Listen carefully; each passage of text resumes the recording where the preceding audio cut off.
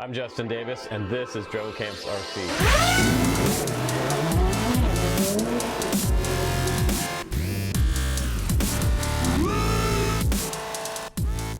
Today, we're going to talk about a practical look at whether you should buy into flying your first FPV drone and investing in analog FPV, or you want to put a little more money into it and go full HD.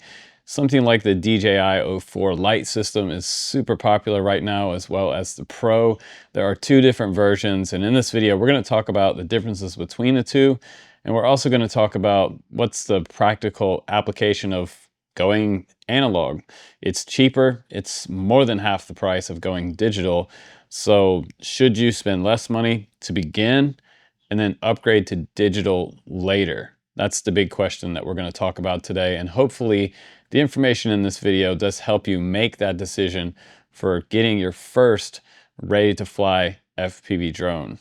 Now, first up, let's talk about a few things here. First and foremost is price. What does it cost to get all of this stuff together? Which HD micro drone should you start with? We do recommend starting with something like what we call a Whoop, which has prop guards. It is smaller. You can fly it in the house or outdoors, which is fun, but you're going to have to set up all this stuff yourself. So that's one of the cons about getting the ready to fly combo. With the Goggles 3, those are right now on Best Buy, pretty much not available anywhere else, just about in the US. They're off Amazon right now and sold out. They're $4.99. The Radiomaster GX12, that one is one of the kind of mid-range radios. That comes in at $169. And then there's the Femto from Beta FPV. This is this little quad sitting right here with DJI 04 Lite on there, and that's $224.99. Now, all that together, without your batteries and your charger, that's probably going to be at least another, say, $40 to $50. That's going to put you up in the $900 range for this setup. And this is the little HD DJI drone that we recommend right now that our community is having the most fun with. The Beta FPV Femto is just so much fun because you can fly it indoors and get spectacular 4K video at 60 frames per second, or you can take it outside and you can literally learn how to fly manual mode, acro, and do FPV freestyle. So it has a lot of versatility, cheap parts, but also like really nice, stunning video. The only drawback of the DJI Lite system is that it is more fragile than something like an analog FPV setup. So I'm going to show you that analog setup now. And also, guys, if you're looking to reduce your cost even more, you could get the DJI N3 goggles, or you could get the Radiomaster Pocket, and that should reduce your cost by about, I'd say, $300 or so off this price. So you might be able to get an HD or around the $500 to $550 price point if you wanted to go for the cheaper HD DJI FPV goggles. Next up in our video is a company called Sub 250. They've been around for years in our hobby, and they make a lot of really cool under 250 gram drones, all kinds of cool stuff. So this is their Nimble 6.5 RTF combo. And what RTF means is ready to fly. It's $229. Everything you need to start flying FPV. You can fly it in the house or outdoors. It will do straight ahead fun flying super fast. And then when you want to, you can switch the switch on the transmitter and go into full manual mode. We call it acro mode, and that allows you to do flips and rolls and FPV freestyle. Now, one thing about this one versus the HD Femto is that this one is way more maneuverable when you do learn how to fly. You can power loop it, you can split S it, you can do Matty flips with it, you can do all kinds of known FPV freestyle tricks with this. We've seen some pretty wild stuff, even indoors, people doing FPV freestyle in full manual mode. So this one can take you from zero to hero for pretty much $230. You can get it in like mode 1, which is throttle on the right, or you can get it in mode 2, which is kind of like most people fly in the United States. And mode 2 is throttle on the left-hand side of this 2.4 transmitter. It is chargeable by a USB-C port in the very top. And if you press the button, you can see the status while you're charging this radio. I think that like for the value with everything ready to go, if you start here, You may still end up breaking some stuff, but it's gonna be super cheap to replace the parts. And this is a company that's sort of what we call hobby grade. And that means that they just have parts available for you. So you can order it right off the website, which is nice. Now, the nicest thing about this one is it's about $500 cheaper than the HD counterpart.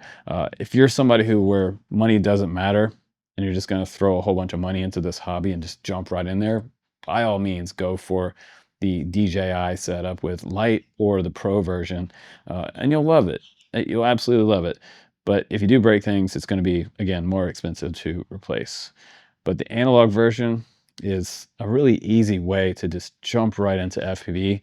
And honestly, this one does fly better than the Femto.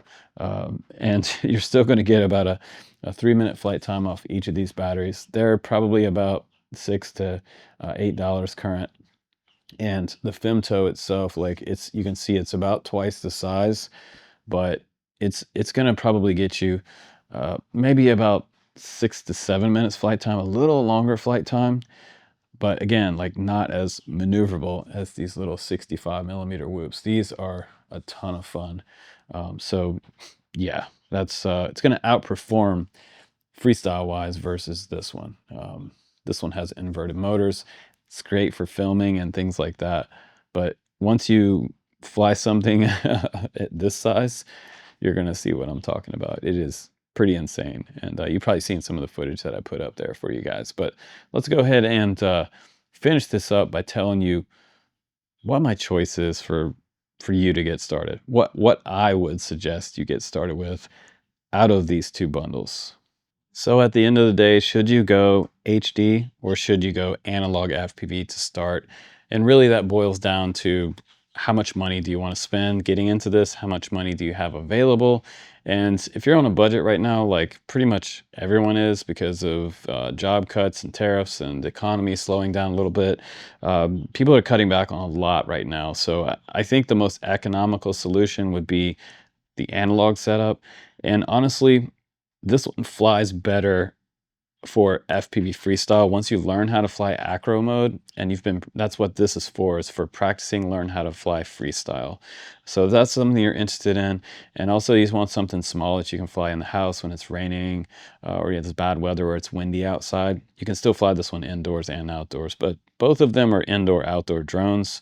But again, there's like a $400 to $500 difference when you go to the DJI setup. Now, this is something you will eventually get to, possibly. Some people never really take the leap to HD, but I guess my best advice for you right now, if you're going to get started, I would say start out with analog, just because the cameras are more available, the parts are more available. DJI seems to be harder and harder to get right now. And you're going to start out with something, and then you're going to graduate and buy something else. So you're going to take this evolution during your learning process. A lot of people start out with an analog quad, and maybe 6 months later, some people 3 months later, end up buying a DJI. Now, is that wasting your money with your analog quad? No, because really, you're going to still fly this one a year later. Most likely, you're still going to go out and go to meetups. They have FPV indoor races and meetups that you can go to. And eventually, you're going to come into something like a 5-inch, like something like, say, the Mark V. This is probably our most popular HD 5-inch right now in our hobby. And then, you know, something like the Nimble 6.5, super popular. Now, with the Nimble 6.5, like I mentioned, it's hobby grade, so you can get like parts and stuff for it. This is nice for me because they sent me a bunch of these different colored frames. There's clear ones, white ones, sort of smoke color ones.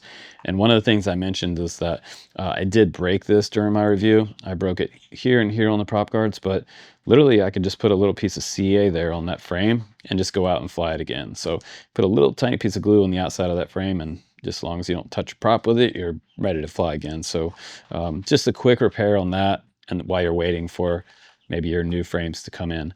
My suggestion to you guys, though, when you buy something new to fly, even if it's something like a 5-inch, you should always buy some extra arms for a 5-inch when you order one, and buy some extra frame kits for your whoop. when you decide to order one. So always good to have a couple extra frames laying around just in case they go out of stock and you end up needing one, say, a year later after they're sold out. So that's a good idea. But hopefully this video helped you out today. And, you know, I had to say, like, it's just the easier route to go. Analog is still not dead, and it's still probably more fun in a way, like being able to just go wild with something out in your backyard versus kind of being a little bit cautious, because the DJI light systems, they are pretty fragile. And some of the other reviewers have been talking about how fragile they are, and giving reports on their YouTube channels as well about this light system. They do make the Pro system, but that's going to get you probably twice the weight here, and it's going to be quite a bit bigger drone. So that will be up to you. We have so many more reviews on the channel. If you want to go check out the full review of this one, it's called How to Fly an FPV Drone in 2025. I actually gave like a full tutorial on the whole process of getting into this hobby, and that should help you out a lot if you're thinking about going the cheaper route. 229 bucks will get you into FPV flying this year. And again, if you want to go the full $800 route, you can definitely do that too. Or get the N3 goggles and save yourself, I guess, a couple, 250 bucks on those. So a little cheaper than the Goggles 3. But if you ask me, I love my Goggles 3. And people complain about the resolution on the DJI Goggles N3. So stick to Integra Goggles 2 or Goggles 3 and you should be good. But again, my recommendation this year, if you're starting out, go for the analog quad.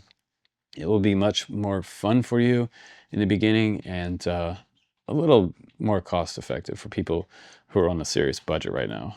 So that is sort of my economic crisis fallback right here. This is a good one. So Nimble 6.5, ready to fly. You can check it out, the link down below. And I'll put some links down for some ready to fly HD kits. So you don't have to do all the work on the computer and try to bind everything up and set it up in beta flight. So you can get it in the mail, charge up your batteries, and just start flying. Start flying indoor, guys, and then learn how to fly indoors, and then take it out in the backyard so that the first day it doesn't end up in the top of one of your trees. I've seen that happen so many times with these smaller ones. So I appreciate you watching the channel. If you want to see more drone reviews and videos, please do subscribe, and take care, you guys. I will see you on the next one. Bye-bye.